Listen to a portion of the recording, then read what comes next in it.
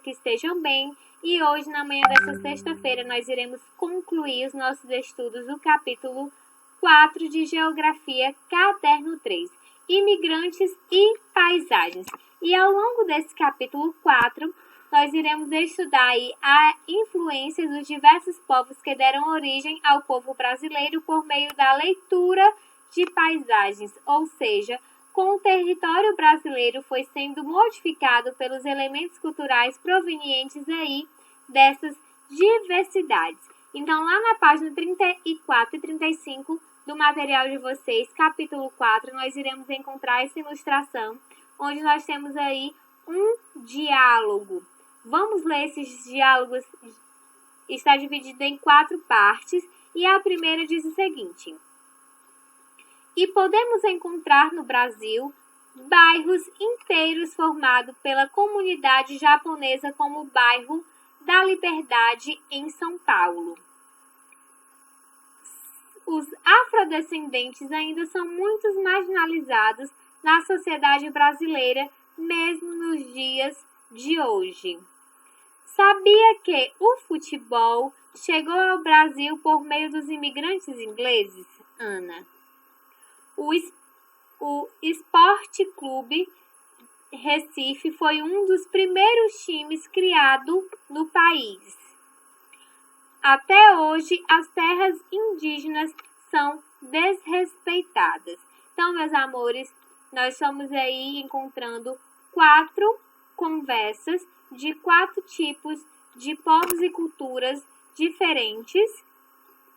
Então, são 4 diálogozinhos que nós vamos analisar para responder aí o questionamento da página 35. As paisagens da diversidade cultural do Brasil. O Brasil é um país bastante diverso, ou seja, possui grande variedade cultural. Isso se dá em grande parte pela formação do que hoje entendemos por povo brasileiro. Todas as contribuições culturais deixaram marcas no espaço, ou seja, o Brasil também apresenta grande riqueza de paisagens antópicas. A influência de cada povo que ajudou a formar o povo brasileiro está na culinária, na arquitetura das casas, na formação das cidades, nas diferentes maneiras de cultivar a terra, nas relações de trabalho e entre outros. Nós já estudamos aí, em capítulos anteriores, que o Brasil ele é formado por diversos imigrantes e que esses imigrantes ajudaram na contribuição aí da criação do nosso país, da nossa cultura, da nossa arquitetura, da nossa culinária e de formações aí de grandes cidades. Observe a imagem, as marcas dos diferentes povos aí do território brasileiro. Nessa primeira imagem, nós vamos encontrar aí o bairro da Liberdade, que fica localizado lá em São Paulo, que é formado pela concentração dos imigrantes japoneses, chineses e coreanos, que encontra-se no município de São Paulo. E eles estão lá desde o século XIX. Já nessa segunda imagem, logo à direita, nós vamos encontrar aí uma casinha feita de taipo, que é a maioria da parte da população que vive nas periferias dos municípios brasileiros é composto de afrodescendentes. Essa ainda é uma das marcas da marginalização que ocorreu após o fim da escravidão. Já na imagem inferior, nós vamos encontrar aí a imagem do Maracanã, que fica lá no Rio de Janeiro, que é um dos principais estádios de futebol brasileiro. E na direita nós vamos encontrar aí a imagem de Salvador, Bahia. Como se deu a formação do povo brasileiro? A formação do povo brasileiro se deu pela mixigenação, ou seja, pela mistura entre brancos, que eram os portugueses, os indígenas, que eram os povos que já habitavam o nosso território brasileiro, e os africanos, que vieram lá dos troncos étnicos Banto e Urubá, que eram duas Eram dois tipos de povos que existiam lá na África. Com a abolição da escravidão africana e indígena, a vinda dos imigrantes se intensificou. Então, apesar dessa miscigenação que já existia aqui no nosso Brasil, que eram os indígenas que já viviam aqui, os africanos e os portugueses que chegaram, também vieram aí outros imigrantes que saíram da sua terra natal, se misturou com esses povos que já encontravam aqui e deu aí a origem da miscigenação, que foi aí a formação do nosso povo brasileiro.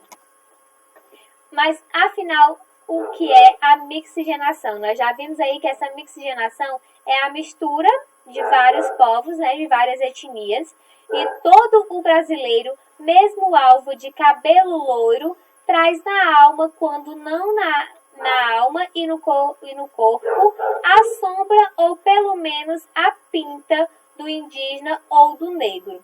Esta é uma frase de Gilberto Freire, que foi retirado do livro Casa Grande e Senzala. Atualmente, no campo e na cidade, nas diferentes regiões do Brasil, observamos as contribuições culturais, religiosas, artísticas, econômicas e sociais de tais povos. É importante destacar que, apesar de os indígenas terem seus direitos garantidos pela Constituição Federal, os conflitos por invasões de terras ainda são constantes, e isso ocorre porque são territórios ricos em recursos naturais que são vistos na sociedade como mercadoria. E esses povos indígenas têm aí a FUNAI para defender esses povos, e eles protestam, e essa imagem que nós temos aí, eles estão protestando lá em Brasília contra as mudanças que estavam sendo feitas para que outras pessoas pudessem chegar até os territórios que são decretados, que são direitos dos povos indígenas, para retirar esses recursos naturais. Então aí é foto de um protesto que aconteceu lá em Brasília. E aí nós vamos ter nosso coleguinha do nosso livro ético com um diálogo dizendo: apesar da proteção às terras indígenas por meio da demarcação, elas continuam sendo invadidas por não indígenas para fins exploratórios, como a expansão das fronteiras agrícolas e o extrativismo da madeira. Então, ainda hoje, os indígenas ainda são muito afetados, porque existem invasores aí tentando invadir os seus territórios, que são deles. Por lei, é garantido que por leis que é direito deles, e só que ainda existem muitas pessoas que invadem para retirar esses recursos naturais da sua terra. Os refugiados. Outra parcela dos estrangeiros contribuiu para o enriquecimento cultural brasileiro. Nós chamamos eles de refugiados. E os refugiados é toda pessoa que, em razão de fundados temores de perseguição, devido à sua raça, religião, nacionalidade, associação de determinado grupo social ou opinião política, encontra-se fora de seu país de origem e que, por causa dos ditos temores, não podem ou não quer regressar ao mesmo. Devido à greve e generalizada violência de direitos humanos, é obrigado a deixar seu país de nacionalidade para buscar refúgio em outros países. E aí eles chegam a outros países para procurar abrigo, moradia, trabalho, a conseguir viver, ter uma vida digna e construir aí a sua família em segurança, com dignidade. Os refugiados veem-se obrigados a deixar o país de origem pela ocorrência de guerras, perseguições políticas, crises econômicas, a fome, problemas ambientais, entre outros. E aí nós vamos encontrar uma fila de haitianos que eles estão aí em um restaurante popular que fica localizado lá em São Paulo. Então, assim, Eles precisam da nossa ajuda porque eles encontram diversas dificuldades quando chegam em um país novo. E o Brasil recebeu em 2017 cerca de 34 mil pedidos de refúgios, de acordo com dados do Comitê Nacional para Refugiados, o CONARE. Ligado ao Ministério da Justiça, o número que é considerado muito pequeno se comparado ao 22,5 milhões de refugiados no mundo, e esses dados foram fornecidos pela ONU. Atualmente, os principais países de origem dos refugiados no Brasil são os haitianos, angolanos, venezuelanos, Senegal, Síria, Nigéria e a Cuba. Os estrangeiros que chegam ao Brasil na condição de refugiados encontram-se diversas dificuldades, e uma delas é a língua que não entendem, falta de emprego, falta de moradia, afastamento da parte da família, entre outros empecilhos que eles vão encontrando aí quando chegam a um novo país.